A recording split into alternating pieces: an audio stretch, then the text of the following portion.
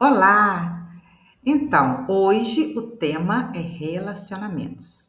No vídeo anterior, nós começamos uma sequência de reflexão usando o filme A Procura da Felicidade como pano de fundo, e nós falamos no vídeo anterior sobre identidade, sobre o que permanece quando os papéis externos começam a cair. Hoje eu quero olhar para outra dimensão da vida, que também é muito importante: os relacionamentos. Porque existe uma coisa que poucas pessoas percebem: relacionamentos não são apenas encontros entre duas pessoas. A gente tem essa ideia, essa imagem, mas eles são muitas vezes o encontro entre duas histórias emocionais. E essas histórias fazem muita diferença, porque cada um chega com a sua própria história, com a sua própria bagagem, com o acúmulo de informações que cada um recolheu, né, ao longo da vida. Então, cada um traz as suas dores, as suas vulnerabilidades, os seus sonhos, os seus projetos, e é a partir daí que começa a existir essa relação. Aí eu vou colocar para vocês o trailer do filme A Procura da Felicidade. E aí você assiste, caso você não tenha assistido ainda, e aí a gente vai começar a refletir a partir da ideia deste filme, tá bom? Já encontro vocês. Eu conheci o meu pai quando eu tinha 28 anos de idade. Eu já tinha me decidido, ainda quando criança, que quando eu tivesse meus filhos, eles iriam saber quem o pai deles era. Temos um imposto atrasado para pagar. O que Tá você legal, pretende peraí. fazer? Olha, vamos fazer o seguinte.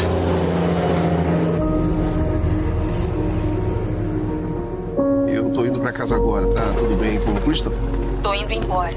Eu vou desligar o telefone Linda, e vou embora. espera ali. Escuta, olha, é todo o dinheiro que eu tenho e vocês não podem confiscar o meu dinheiro, então eu... Não. Isso aconteceu no dia 25 de setembro. Eu me lembro daquele dia, porque foi naquele dia que eu descobri que o saldo da minha conta bancária era de apenas 21 dólares e 33 centavos. Eu estava falido. Acabou! Lotação esgotada! Não tem mais quartos! Não tem mais, infelizmente, pessoal! Pai, pra onde nós vamos? Eu não sei. Nós temos que encontrar um lugar seguro. Que lugar? Nós precisamos de uma caverna. Uma caverna?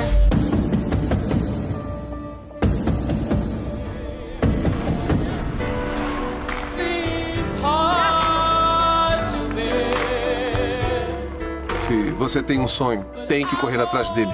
As pessoas não conseguem vencer e dizem que você também não vai vencer.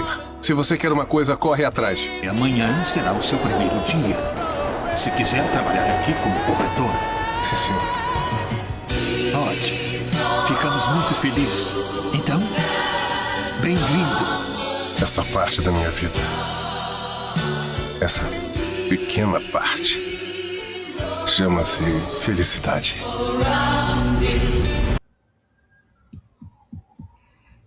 Ao observar algumas cenas do filme, é possível perceber algo interessante. A pressão financeira não afeta apenas a vida material do personagem. Ela começa a impactar também os vínculos. O casamento se desgasta. A comunicação muda. E o peso da realidade começa a entrar dentro da relação. Isto não acontece só no filme, isso acontece com muitas pessoas na vida real. Quando a vida aperta, não aparece apenas o problema externo, aparece também a estrutura interna de cada um. Como cada pessoa reage ao medo, à insegurança, à sensação de não saber o que vai acontecer depois. E aí, algumas pessoas se fecham. Outras se tornam mais rígidas. Outras tentam controlar tudo à sua volta. E outras simplesmente se afastam. E no relacionamento, muitas vezes acreditamos que o problema está no outro. Mas na prática, o relacionamento muitas vezes está apenas revelando algo que já existia dentro de cada um. Neste filme existe uma cena muito marcante, que é quando a mãe decide ir embora. E ela diz que não consegue mais sustentar aquela realidade. E naquele momento, duas experiências emocionais aparecem. A experiência do adulto e a experiência da criança. De uma forma geral, para o adulto, aquilo pode significar fracasso. Para a criança, aquilo acaba sendo registrado, muitas vezes, como abandono. E experiências assim deixam registros profundos. E que muitas vezes, lá na frente, na minha vida adulta, eu não sei porque eu estou esperando o outro ir embora. Mas talvez essa seja a verdade que eu tenha aprendido Deus lá da criança, né? Porque relacionamentos não são feitos apenas de fatos. Não é só o que acontece que fica marcado. Eles são feitos de interpretações emocionais. Então, a maneira como eu vou interpretar uma atitude, um movimento, uma ação. Uma mesma situação pode gerar aprendizados silenciosos como eu não posso depender de ninguém, preciso resolver tudo sozinho, relacionamentos são instáveis e até muitas vezes um processo de autopressão. Se eu falhar, as pessoas vão embora.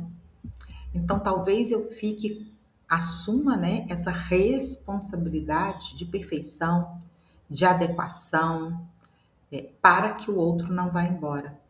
Essas interpretações muitas vezes continuam atuando na nossa vida adulta. Já passou a dor da criança, já passou o momento de crise, mas isto é o registro que ficou e com o qual eu continuo silenciosamente interagindo. Então, o que aconteceu ali acaba sendo a minha expectativa na vida adulta. Então, essa expectativa acaba influenciando a forma como a pessoa se conecta, como ela confia, como ela se protege, ou como evita alguns vínculos mais profundos, né? Então, por isso, quando falamos em reorganização interna, nós não estamos falando apenas de comportamento. Estamos falando de compreender, de fazer uma leitura individualizada para entender, né, quais experiências moldaram a forma como a pessoa se relaciona hoje. Quais são os padrões que talvez estejam apenas sendo repetidos, né? Muitas vezes eu vou honrar a história que eu observei, a história dos meus pais, eu vou continuar repetindo essa história, porque é isso que, na verdade, eu aprendi lá atrás. Porque quando a identidade não está bem organizada, quando eu não revisitei as minhas crenças, os meus valores, as minhas informações, os meus gatilhos estabelecidos lá atrás, eu acabo deixando isso pesar sobre os próprios relacionamentos. Então, essas expectativas, esses medos, essa necessidade de validação constante, né? Ou mesmo a minha dificuldade de confiar. E muitas vezes o outro apenas ocupa esse lugar de ser o que eu tenho a expectativa que ele seja. ocupo lugar dentro de uma história que já foi contada, que eu já sei o final. Então, o outro vai só ocupar esse lugar, é, porque esse lugar já existia muito antes desse outro chegar na minha vida. Aí, dentro desse contexto, vale muito a pena observar esse filme de um jeito diferente.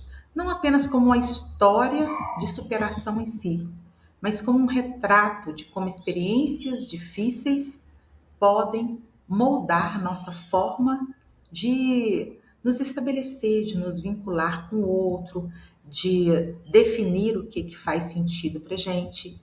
E aí, no dia de hoje, eu vou estar deixando para vocês 3 perguntas para vocês observarem enquanto assistem, se vocês tiverem a oportunidade de assistir o filme inteiro, né?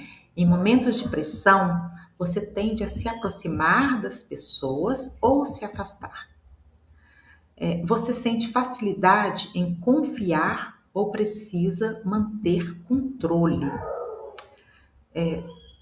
E as suas experiências passadas influenciam a forma como você se relaciona hoje? Observe esses detalhes porque podem revelar muito mais sobre você do que você mesmo imagina, tá? E no próximo encontro, que vai ser a live de domingo, nós vamos aprofundar essa conversa olhando para outra dimensão, que é também muito sensível na vida adulta, a nossa relação com o dinheiro. Porque muitas vezes comportamento financeiro também carrega marcas emocionais da nossa história. E é exatamente isso que nós vamos explorar na live de domingo. Mas por enquanto, fique com uma reflexão simples. Relacionamentos não mostram apenas quem está ao nosso lado. Elas revelam quem nós nos tornamos ao longo da vida. E reconhecer isso é um passo importante no processo de reorganização interna. Então é isso, até domingo.